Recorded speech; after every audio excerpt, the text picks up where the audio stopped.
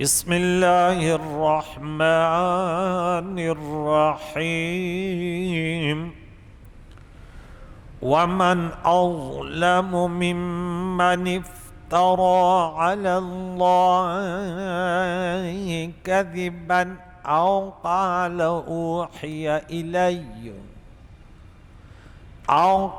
أوحي إلي ولم يوحى إليه شيء ومن قال سأنزل مثل ما أنزل الله ولو ترى إذ الظالمون في غمرات الموت والملائكة باسطوا أيديهم أخرجوا أنفسكم اليوم تجزون عذاب الهون بما كنتم تقولون على الله غير الحق وكنتم عن آياته تستكبرون صدق اللہ العظیم۔ کل کا درس یہ کتاب برکت والی ہے، تصدیق کرنے والی ان کتابوں جو اس سے پہلے، تاکہ ڈرائے ام القرآن کے اہل کو اور جو ان کے ارد گرد ہے، اور وہ لوگ جو آخرت پر ایمان لاتے ہیں وہ اس پر ایمان لاتے ہیں اور وہ نمازوں کی حفاظت کرتے ہیں۔ آج کا سبق ہے اور کون ہے بڑا ظالم، استفہام انکاری ہے، نہیں ہے۔ ممن افترا، اس سے بڑا ظالم کوئی نہیں ہے جو اللہ پر جھوٹ باندھے، او قال اوحی الیہ، اور یا کہہ کہ مجھے وحی کی گئی ہے، ولم یوحی الیہ شیء، اور اسے کچھ وحی نہیں کی گئی، ومن قال، اور جو کہے سأنزل مثل ما انزل اللہ، کہ ان قریب میں بھی اتار لوں گا، نازل کر دوں گا جیسے اللہ نے نازل کیا۔ وَلَوْ تَرَى إِذِ الظَّالِمُونَ، کاش آپ دیکھ لیتے ظالموں کو فی غمرات الموت، موت کی سختیوں میں، کہ والملائکۃ باسطوا ایدیہم، کہ فرشتے ان کی طرف ہاتھ بڑھانے والے ہوتے ہیں اور کہتے ہیں اخرجوا انفسکم، اپنی جانیں نکالو، الیوم تجزون، آج تمہیں بدلہ دیا جاتا ہے عذاب الہون، رسوائی کے عذاب کا، رسوا کن عذاب کا تمہیں آج بدلہ دیا جاتا ہے، بما کنتم تقولون علی اللہ غیر الحق، بس سبب ہے اس کے کہ تم اللہ پر نہ حق کہتے تھے، اور تم وکنتم عن آیاتی تستکبرون، اللہ کے آیاتوں سے تکبر کرتے تھے۔ تو اللہ پر جھوٹ باندھنا، اس طرح کے غلط دعویٰ نبوت کرے، یعنی کہ میں نبی ہوں حالانکہ وہ نبی نہ ہو، اور یا یہ کہے کہ میرے طرف وحی کی گئی ہے۔ اس کا شان نزول یہ آیت جو ہے مسیلمہ کذاب کے متعلق اتری، جو یمن کے قبیلہ بنی حنفیہ میں پیدا ہوئے، نبوت کا جھوٹا دعویٰ کیا۔ حضور علیہ السلام کے زمانے میں حیات طیبہ میں یہ تھے، اور صدیق اکبر رضی اللہ عنہ کے زمانے میں حضرت وحشی کے ہاتھوں پھر یہ مردار ہو گیا اور جہنم رسید ہو گیا۔ تو جھوٹوں کا رزلٹ جو ہے وہ بڑا خطرناک ہوتا ہے۔ تو کہتا میں بھی ایسے اتار لوں گا، جو کہے ابھی میں اتارتا ہوں جیسا اللہ تعالیٰ نے اتارا۔ یہ آیت عبداللہ ابن ابی سرح کے متعلق نازل ہوئی، جو کاتب وحی تھا، پھر مرتد ہوا اور کہنے لگے قرآن کی طرح میں بھی بنا سکتا ہوں۔ پھر اس میں اختلاف ہے کہ آیا بعد میں ایمان لایا تھا یا نہیں، اس میں اختلاف ہے۔ تو اللہ تعالیٰ فرماتے وَلَوْ تَرَى، اور آپ دیکھتے ظالموں کو اس وقت جب موت کے سختیوں میں ہیں کہ فرشتے ہاتھ پھیلائے ہوئے ہوتے ہیں ان کے طرف، اور انہیں کہتے ہیں کہ اخرجوا انفسکم، اپنی جانیں نکالو، اپنے روح نکالو۔ فرشتوں کا یہ کہنا اظہار غضب کے لیے ہے، ورنہ جان نکالنا خود فرشتوں کا کام ہے، نہ کہ کفار کا۔ اس آیت سے معلوم ہوا کہ کافر کو سختی موت زیادہ ہوتی ہے، جان کنی کی شدت کے ساتھ عذاب اور دنیا کے چھوٹ جانے کا بھی انہیں صدمہ ہوتا ہے، بمقابلے مسلمان کے کہ انہیں راحتیں ہوتی ہیں، ان کو پتہ ہے کہ آگے میری منزل آسان ہے۔ تو فرماتے کہ الیوم تجزون، آج دن تمہیں بدلہ دیا جائے گا عذاب الہون، کیسے عذاب کا؟ خواری کے عذاب کا، رسوا کن عذاب کا۔ کیوں؟ بما کنتم تقولون علی اللہ غیر الحق، بسبب اس کے کہ تم اللہ پر ناحق باتیں کرتے تھے اور تم اللہ کی آیتوں سے تکبر کرتے تھے۔ تو اس سے دو مسئلے معلوم ہیں، ایک یہ کہ کافر کو عذاب مرتے وقت ہی شروع ہو جاتا ہے کہ اس کی موت بھی عذاب، قبر میں بھی عذاب اور آخرت میں بھی عذاب۔ دوسرے کہ تکبر اور غرور بڑی بری عادت ہے اور ہر کافر متکبر ہے، تکبر کی وجہ سے ہی نبی کے اطاعت نہیں کرتا۔ متکبرین کی یہی وجہ ہوتی کہ وہ اپنے انا کے مسائل میں ہوتا ہے اور وہ اسی لیے حق قبول نہیں کرتا اور نہ وہ علماء کے پاس آ کے دین سیکھتا ہے۔ وَلَقَدْ جِئْتُمُونَا فُرَادًا، اور بے شک ہم تمہارے پاس، وَلَقَدْ جِئْتُمُونَا، اور تم ہمارے پاس کیسے آئے ہو؟ فرادا، اکیلے آئے تم ہمارے پاس اکیلے۔ اب قیامت کے دن کوئی ساتھ نہیں ہے۔ کما خلقناکم اول مرہ، جیسے ہم نے تمہیں پہلی بار پیدا کیا۔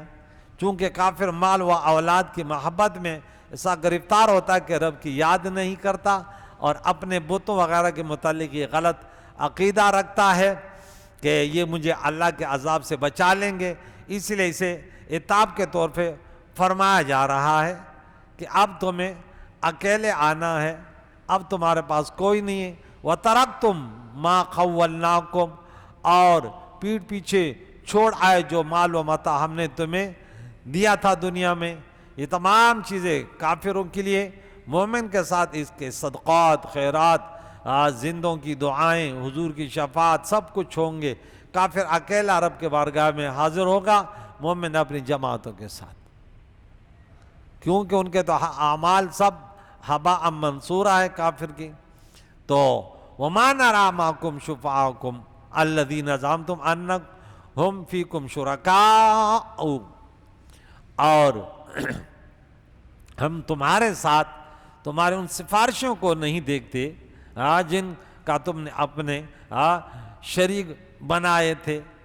تم یہ گمان کر رہے تھے کہ ہمیں نجات دینے والے ہمیں اللہ کے شفاعت کریں گے اپنی ذات میں، اس طرح کہ تم کہا کرتے تھے کہ ہمارا خالق تو رب ہے، مگر اس رب کے مددگار یہ بت ہیں کہ اگر ان کی مدد رب کے شامل حال نہ ہو تو وہ دنیا کا انتظام نہیں کر سکتا۔ یا تم اپنی عبادتوں میں رب کے ساتھ انہیں بھی شریک کرتے تھے۔ غیر اللہ کی عبادت شرک ہے۔ تو آج کہاں ہے؟ لَقَدْ تَقَطَّعَ بَيْنَكُمْ، آج تمہارے درمیان وہ تعلقات منقطع ہو گئے جو تم نے دنیا میں تھے، شیطان اور نفس تم اس پہ لگا، آج آنکھیں کھل گئی۔ اِذَا مَاتَ الْإِنسَانُ انْتَبَهَ، انسان جب مرتا ہے تو آنکھیں کھل جاتی، میں کیا غلطیاں کر رہا تھا۔ اس وقت تک شیطان کے شکنجے اور نفس امارہ کے شکنجے میں ہوتا ہے، اب کٹ گئی ان سے۔ یہ تمام باتیں کفار کے لیے ہیں۔ انشاءاللہ مومنوں ان خوفوں سے وہ امن میں ہوں گے کہ ان کے رشتہ داریاں محبتیں کام آئیں گی۔ رب فرماتا ہے انما ولیکم اللہ ورسولہ والذین آمنوا الذین یقیمون الصلاۃ ویؤتون الزکاۃ وہم راکعون، سورۃ نمبر 5 آیت نمبر 55، کہ تمہارا مسلمانوں کا دوست اللہ، اللہ کا رسول، وہ مسلمان جو نماز پڑھتے ہیں اور زکوٰۃ دیتے ہیں اور رکوع کرنے والے ہوتے ہیں۔ وَضَلَّ، اور گھم گیا ان سے جو دعویٰ کرتے تھے، وہ ختم ہو گئے، یعنی جن شیاطین نے تم سے وعدے کیے تھے کہ قیامت میں ہم تمہیں بخشوائیں گے، آج تم خود جو ہے بت پرستی کر لو، جیسے دنیا میں تم پرستی کر لو، لیکن ایک دن آنے والا ہے کہ وہ تم سے بیزاری کا اعلان کریں گے کہ ہم تم سے بیزار ہیں۔ آج دنیا میں اللہ تعالیٰ نے تمہیں اپنے پیغامات دیے تھے کہ دیکھو یہ شیطان دھوکہ باز ہے، تم ہوشیار رہو، لیکن تم پھر بھی شیطان کے شکنجے میں پھنسے ہوئے تھے اور آخر کار رزلٹ کیا آیا کہ اب تم پریشان، نہ تمہارا کوئی مددگار ہے اور نہ تمہارا کوئی دوست ہے۔ اور شیطان نے بھی اعلان کر دیا۔ سورہ ابراہیم جو سورت نمبر 14 ہے، اس کی آیت نمبر 21 میں رب فرماتا ہے کہ 22 میں وقال الشیطان لما قضی الامر، اور شیطان کیا کہا کہ کالا کہا، یعنی بات یقینی ہے تو کہے گا یہ۔ ہاں، جو بات زیادہ یقینی ہوتی ہے وہ ماضی کلمات سے ہوتی ہے۔ جب فیصلہ ہو چکا ہوگا اور کفار دوزخ میں پہنچ جائیں گے، اس سے ملامت کریں گے کہ تم ہم کو یہاں لایا، تیرے وعدے کیا تھے اور ہوا کیا، سے معلوم ہے کہ شیطان دوزخ میں سزا پائے گا اور کفار اس سے ملاقات کریں گے، اس کو پہچانیں گے۔ ظاہر یہ کہ یہاں شیطان سے مراد ابلیس ہے۔ تو شیطان کیا کہا، ان اللہ وعدکم، بے شک اللہ تعالیٰ نے تم سے وعدہ کیا تھا، وعد الحق، سچا وعدہ، ووعدتکم، میں نے بھی تم سے وعدہ کیا تھا۔ ہاں، اپنی ایجنٹ یعنی سرداران کفار کے ذریعے کہ نہ مرنے کے بعد اٹھنا ہے، نہ سزا جزا ہے، بت پرستی اچھی چیز ہے۔ معلوم ہے کہ کفار کے پیشواؤں کا کلام در پردہ ابلیس کا کلام ہے۔ ابلیس نے ان سرداروں کے وعدے کرنے کو اپنا وعدہ قرار دیا، ورنہ خود ابلیس نے براہ راست کسی انسان سے وعدہ نہیں کیا، لیکن وہ اپنے چمچے تیار کرتا ہے، چیلے تیار کرتا ہے، پھر وہ جو ہے شیطان کا کردار، شیطان کے وہ کام کرتا ہے۔ وَمَا كَانَ لِيَ عَلَيْكُم مِّن سُلطان، تم پر میرا کوئی غلبہ نہیں تھا، اللہ ان دعوتکم، میں نے تمہیں صرف دعوت دی، فاستجبتم لی، تم نے میری بات قبول کر لی۔ حالانکہ رب نے فرمایا کہ اجیب دعوت الداعی اذا دعانی فلیستجیبوا لی ولیؤمنوا بی، رب نے تو یہ فرمایا کہ میں تمہاری دعائیں قبول کرتا ہوں، تمہاری عبادتیں قبول کرتا ہوں، تم مجھ پر ایمان لاؤ، میرے پر بھروسہ کرو اور میرے حکم مانو۔ لیکن تم عرب کو چھوڑ دیا، فاستجبتم لی، تم نے میری بات مان لی، تو اب فلا تلومونی، اب مجھے ملامت نہ کرو، مجھ پر الزام نہ رکھو، ولوموا انفسکم، اپنے آپ کو ملامت کرو کہ تم نے اس کے باوجود میرے تابعداری کی۔ رب نے تمہیں حکم دیا تھا کہ شیطان بہکانے میں نہ آنا، تم نے رب کے نہ مانی، میری مانی، بتاؤ تمہارا قصور ہے یا نہیں ہے۔ ما انا بمصرخکم، نہ میں تمہاری فریاد کو پہنچ سکوں گا، نہ میں تمہارا فریاد رسوں، وما انتم بمصرخی، میں خود مبتلا ہوں عذاب میں، تم میری فریاد رسی بھی تو نہیں کر سکتے۔ انی کفرت بما اشرکتم من قبل، میں تو بیزار ہوں کیونکہ تم نے مجھے اللہ کے ساتھ شریک کیا، میں اس بات سے بیزار ہوں۔ ان الظالمین لهم عذاب علیم، اور ظالموں کے لیے عذاب دنا کے آگے پھر جنتیوں کا ذکر ہو رہا ہے۔ تو یہاں پہ وَضَلَّ عَنْكُمْ مَا كُنتُمْ تَزْعُمُونَ، کیونکہ وہ سب کچھ کھل کر آ جائے گا۔ بت اپنے جگہ بیزاری ہے، اپنے جگہ، اب نہ ادھر کے رہے نہ ادھر کے رہے، اب نہ دوبارہ دنیا میں آنا ہوگا، یہ تو کہیں گے کہ یا اللہ ایک مرتبہ پھر بھیج دو۔ بیا بوائے چیوزل دنیا تلاڑے، اور اب ڈیر میں دے پڑا باندھے ارمان اس، خود دوبارہ دے رات لنشت بیا دنیا تا، اور چیوزل شور داخل پا قبرستان اس، قبرستان میں چلے گئے، اب ختم۔ کیونکہ دنیا میں تمہیں علماء کہتے تھے کپینزا چتا دی کور شپا دنیا کی، قبرستان تد مکان پستر گو گورا، 5 منزلہ محل بھی بن جائے نا، لیکن قبرستان پہ بھی نظر رکھنا۔ یا ساکن القصر المعلا ستدفن عن قریب فی التراب، اے بڑے محل کے رہنے والے، ان قریب تو مٹی میں جانے والا ہے۔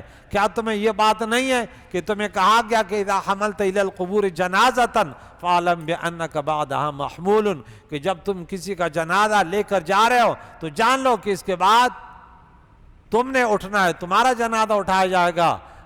یا صاحب لا تغترر بتنعم فإن العمر ينفذ والنعيم يزول، غرور نہ کرنا، یہ عمر ختم ہو جائے گی، یہ نعمتیں زائل ہو جائیں گی۔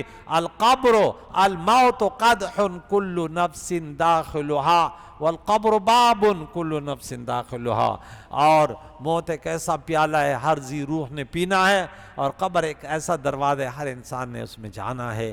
اللہ تعالی ہمیں اس کو یاد کر کے اس کے لیے اعمال صالحہ کرنے اور گناہوں سے بچنے کے لیے جد و جہد کی توفیق عطا فرمائے۔ وصلی اللہ تعالی علی خیر خلقہ محمد وعلی آلہ واصحابہ اجمعین برحمتک یا ارحم